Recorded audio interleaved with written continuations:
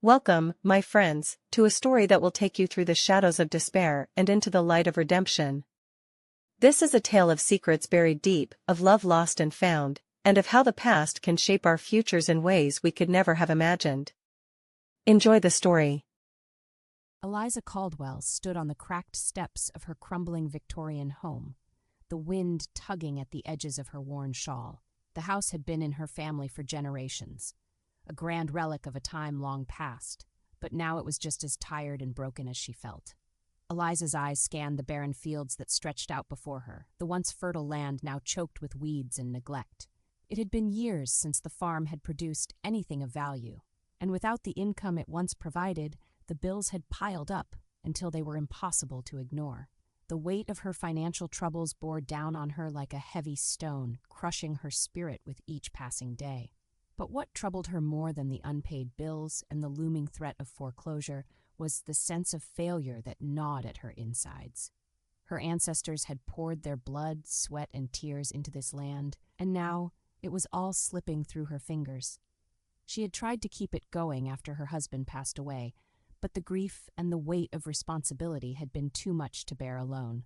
Eliza sighed and turned back toward the house, her footsteps echoing in the empty halls.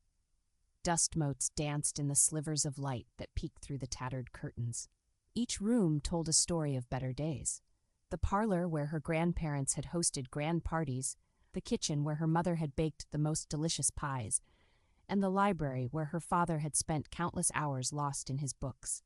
But now the rooms were silent, filled only with memories and the echoes of a life that once was. She paused in front of a large, gilt-framed mirror in the hallway. The woman staring back at her seemed a stranger. Gray streaks ran through her once auburn hair, and deep lines etched her face, telling the story of years of hardship.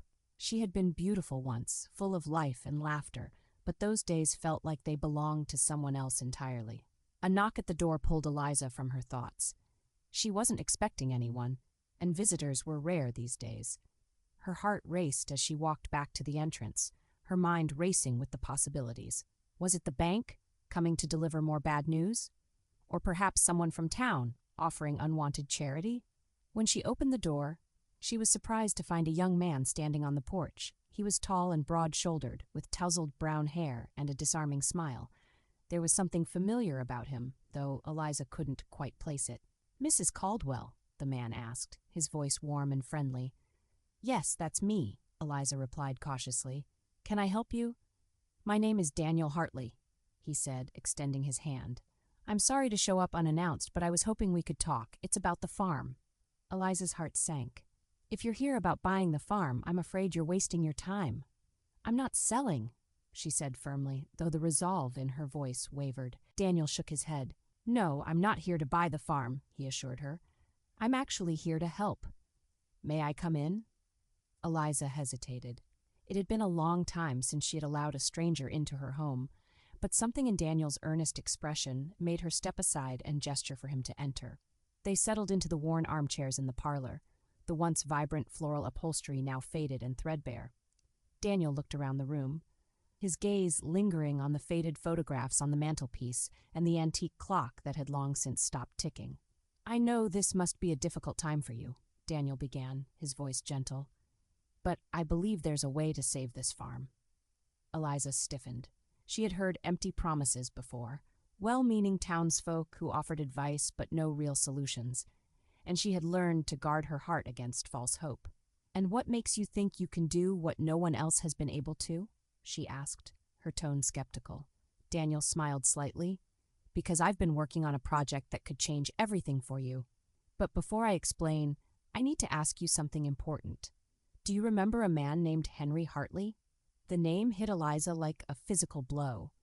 She hadn't heard that name in decades, but it was one she could never forget. Henry Hartley had been her first love, the man she had planned to spend her life with, until tragedy tore them apart.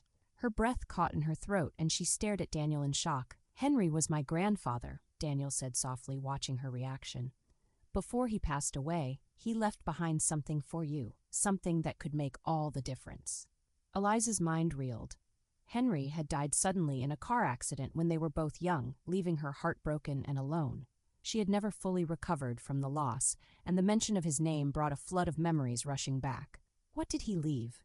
she asked, her voice barely above a whisper. Daniel reached into his jacket and pulled out a small, weathered notebook. He handed it to Eliza, who took it with trembling hands. The leather cover was cracked with age, and the pages inside were yellowed and brittle. She recognized the handwriting immediately. It was Henry's, the same elegant script she had once read in love letters that now lay buried in a forgotten drawer. She opened the notebook slowly, her eyes scanning the first few lines. It was a journal, filled with Henry's thoughts and plans for the future. As she read, tears welled in her eyes. He had written about their dreams of building a life together, about the farm they had once hoped to run side by side. But as she continued reading, something unexpected caught her attention. Henry had detailed a project he had been working on in secret, a plan to save the farm from financial ruin. He had been developing a new type of hybrid crop, one that was resistant to disease and could thrive in poor soil. It was a revolutionary idea, one that could have changed the course of their lives, but he had died before he could bring it to fruition. Eliza looked up at Daniel, her heart pounding. "Why didn't I know about this?" she asked, her voice trembling with emotion. "Henry kept it a secret because he didn't want to burden you with the risks," Daniel explained. "He wanted to surprise you once it was successful. But after he passed, the project was forgotten. My father found the journal in an old trunk years later, but he never pursued it. When I found it recently, I knew I had to see if the idea could work." Eliza stared at the journal in her hands, the weight of Henry's legacy pressing down on her. "Do you really think it could save the farm?" she asked, her voice filled with both hope and fear.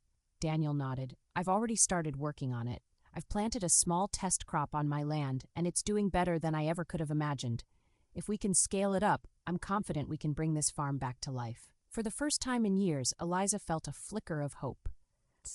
The idea of saving the farm, of honoring Henry's memory by bringing his dream to life, filled her with a renewed sense of purpose. But beneath the hope, there was also fear. The fear of failing, of losing the last connection she had to the man she had loved so deeply. "I don't know if I'm strong enough for this," she admitted, her voice barely above a whisper. Daniel leaned forward, his eyes filled with determination. "You don't have to do it alone, Mrs. Caldwell. I'm here to help you every step of the way. We'll do this together, for Henry and for the future of this land." Eliza looked into Daniel's eyes and saw the same fire that had once burned in Henry's, a passion for the land, a desire to create something lasting and meaningful.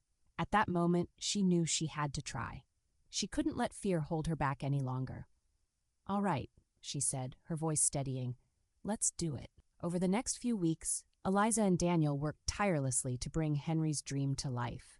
They cleared the overgrown fields, tilled the soil, and planted the hybrid crops according to the detailed instructions in Henry's journal. The work was grueling, but it gave Eliza a sense of purpose she hadn't felt in years. As they worked side by side, Eliza and Daniel grew closer. She learned that Daniel had inherited his grandfather's love of farming, but he had also studied agricultural science in college, making him the perfect person to bring Henry's ideas to fruition. They spent long hours in the fields, talking about Henry and the dreams he had once had for the farm. Daniel shared stories of his grandfather's adventures and the lessons he had learned from him. And Eliza found herself opening up about her past, her love for Henry, and the pain of losing him. But as the crops began to grow and flourish, something strange started to happen. Eliza noticed that every time they made progress, something would go wrong. Equipment that had been working perfectly would suddenly break down, the weather would take an unexpected turn, or the crops would suffer inexplicable setbacks. At first, Eliza chalked it up to bad luck, but as the incidents became more frequent and more severe, she began to suspect that someone, or something, was trying to sabotage their efforts. One evening, after a particularly challenging day in the fields, Eliza sat in the parlor with Daniel, her mind racing with worries. "Do you think it's possible that someone doesn't want us to succeed?" she asked, voicing the fear that had been growing inside her. Daniel frowned, his brow furrowed in thought. "I've been wondering the same thing," he admitted. "It seems like every time we make progress, something happens to set us back. But who would want to sabotage the farm?" Eliza shook her head, frustration gnawing at her. "I don't know. There are people in town who think I should have sold the farm years ago, but I can't imagine anyone going to such lengths to stop us." Daniel was silent for a moment, his gaze distant as he considered the possibilities. "There's something I've been meaning to tell you," he said finally, his voice low. "I didn't want to worry you before, but I've noticed that someone has been watching us." Eliza's heart skipped a beat. "Watching us? What do you mean?" "I've seen someone lurking near the fields a few times," Daniel explained. "I thought it might be a neighbor, but they always disappear before I can get a good look. I didn't think much of it at first, but now I'm not so sure." A chill ran down Eliza's spine. The thought of someone spying on them, possibly trying to sabotage their work, filled her with dread. "What should we do?" she asked, her voice trembling. Daniel took a deep breath, his expression serious. "I think we need to be more vigilant. I'll set up some cameras around the property, and we'll keep an eye out for anything unusual. But we can't let this stop us, Eliza. We've come too far to give up now." Eliza nodded, though the fear still lingered in the back of her mind. She couldn't shake the feeling that something, or someone, was trying to stop them from succeeding. But she also knew that giving up wasn't an option. This farm was all she had left, and she wasn't going to let it slip away without a fight. The next few days were tense as they continued their work, constantly looking over their shoulders for signs of the mysterious figure. But despite their fears, the crops continued to grow, stronger and healthier than ever. The project was finally starting to show real promise, and Eliza allowed herself to hope that they might succeed. Then, one night, everything changed. Eliza was awoken by the sound of a loud crash coming from the fields. Her heart pounded in her chest as she quickly got dressed and rushed outside. The moonlight illuminated the scene before her. One of the large irrigation systems had collapsed, water gushing out and flooding the field. Daniel was already there, frantically trying to shut off the water. "Someone tampered with the system," he shouted over the roar of the water. This wasn't an accident. Panic gripped Eliza as she looked around, her eyes searching the darkness for any sign of the saboteur. But the night was silent, the fields empty except for the two of them. "We need to fix this before the crops are ruined," Daniel said urgently, his hands working quickly to stop the flow of water. Eliza nodded, her mind racing. They couldn't afford to lose the crops now, not when they were so close to success. Together, they managed to shut off the water and assess the damage. The field was flooded, but with quick action, they were able to divert the water and save most of the crops. As they worked, Eliza couldn't shake the feeling that they were being watched. Every rustle of the wind, every shadow seemed to hold a hidden threat. When they finally finished, both of them were exhausted, their nerves frayed from the night's events. "This is getting out of hand," Daniel said as they sat on the porch, catching their breath. "Whoever is doing this isn't going to stop until they destroy everything we've worked for." Eliza's hands trembled as she gripped her teacup, her mind churning with fear and anger. "Why would someone want to ruin us?" she asked, her voice breaking. "What do they have to gain?" Daniel looked out over the darkened fields, his expression grim. "I don't know, but we need to find out before it's too late." The next morning, they reviewed the footage from the cameras Daniel had set up around the property. To their shock, they caught a glimpse of the saboteur, a figure dressed in dark clothing, their face obscured by a hood. The figure moved quickly, expertly dismantling the irrigation system before slipping away into the night. "Who is that?" Eliza asked, her voice filled with frustration. "Why are they doing this?" Daniel studied the footage closely, his eyes narrowing as he noticed something unusual. "Look at the way they move," he said slowly. "They know this land well. This isn't just some random person. This is someone who knows exactly what they're doing." Eliza's blood ran cold as the realization hit her. "It's someone from town," she whispered. "Someone who's been here before." But who? The question gnawed at her as they tried to come up with a list of suspects. There were a few people in town who might have a grudge, but none of them seemed capable of such calculated sabotage. As they pored over the footage, searching for clues, Eliza's mind raced with possibilities. That evening, as the sun dipped below the horizon, Eliza sat in the parlor, her thoughts consumed by the mystery. The farm was so close to being saved, but this unknown threat hung over them like a dark cloud, threatening to undo everything. A soft knock at the door startled her from her thoughts. Her heart skipped a beat as she opened it, half expecting to find Daniel or another neighbor with more bad news. But instead, she found an older woman standing on the porch, her silver hair neatly pinned back, her eyes sharp and assessing. "Mrs. Caldwell?" the woman asked, her voice cool and controlled. "Yes, that's me," Eliza replied, her voice laced with caution. "And you are?" The woman stepped forward, extending her hand. "My name is Beatrice Hargrave. I'm an attorney, and I represent the Hartley family." Eliza's heart skipped a beat at the mention of the Hartley name. "The Hartley family?" she echoed, confusion and apprehension swirling in her mind. Beatrice nodded, her expression unreadable. "I'm afraid I have some difficult news to share with you, Mrs. Caldwell.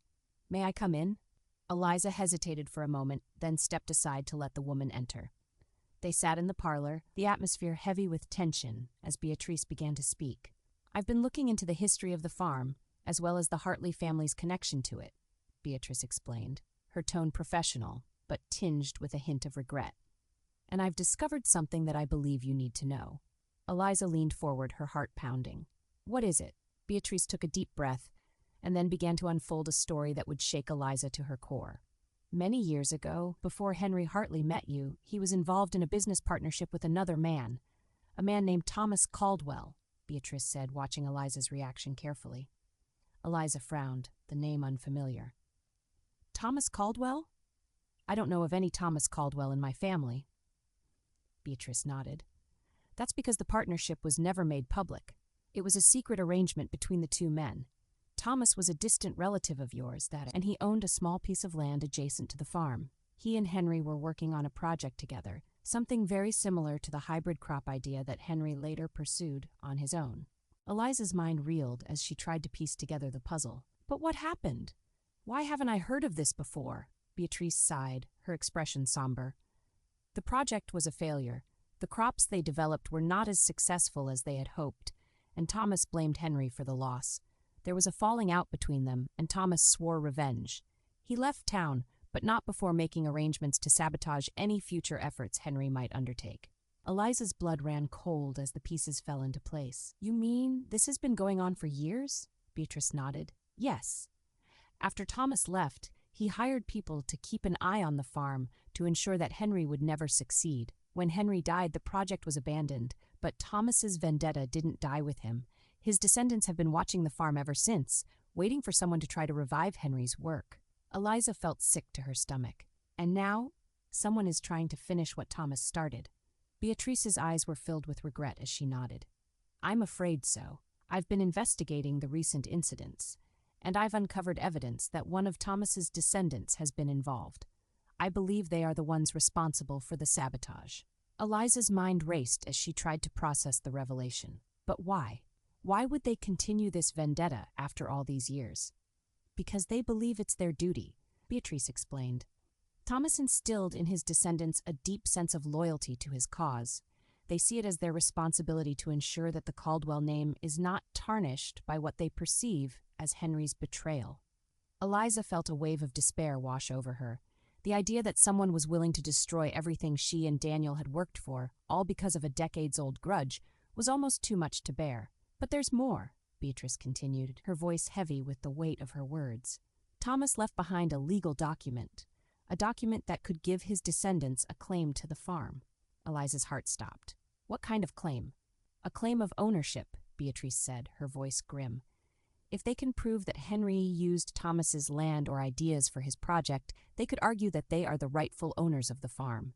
The room seemed to spin around Eliza as the full impact of Beatrice's words sank in. The farm, her family's legacy, could be taken from her because of a long-forgotten business deal and a bitter grudge. "What can I do?" Eliza asked, her voice trembling with desperation. Beatrice placed a reassuring hand on Eliza's arm. "We're not going to let that happen, Mrs. Caldwell. I've been gathering evidence to challenge their claim, and with your help we can fight this, but we need to be prepared for a legal battle." Eliza nodded, though fear still gnawed at her insides. She had already lost so much. Could she bear to lose the farm as well? As if reading her thoughts, Beatrice gave her a determined look. "We'll get through this, Mrs. Caldwell. You're not alone in this fight." Eliza took a deep breath, steeling herself for what lay ahead. "Thank you," she whispered, her voice filled with gratitude. "Thank you for helping me." Beatrice gave her a small smile.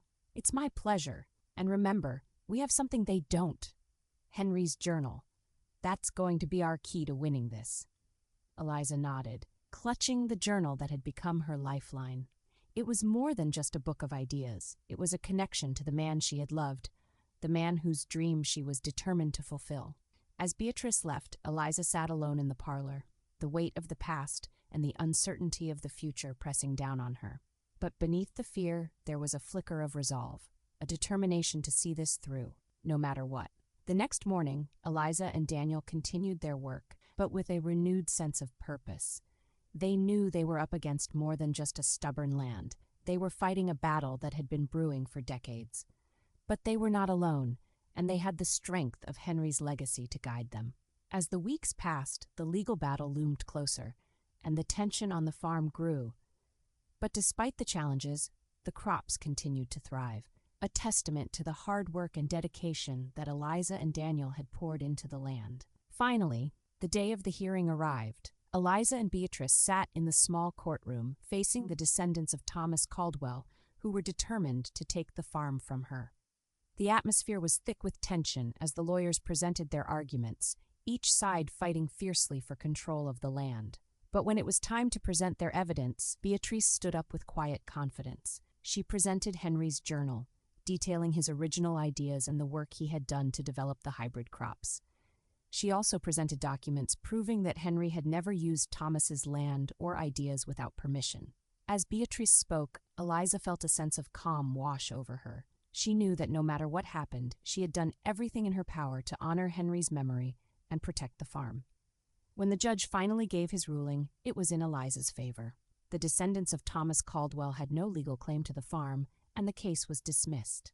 Relief and joy flooded through Eliza as she realized that the farm was safe, that she had won, but the victory was bittersweet. As Eliza stood outside the courthouse, watching the descendants of Thomas Caldwell leave in defeat, she couldn't help but feel a pang of sadness.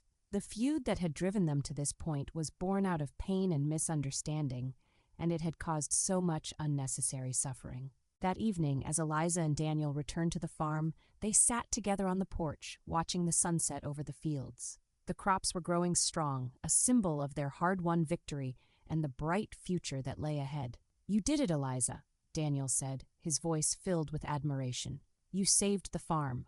Eliza smiled, though her heart was heavy with the weight of all that had happened. "We did it together," she replied, her voice soft. Daniel nodded, but he could see the sadness in her eyes. "What's wrong?"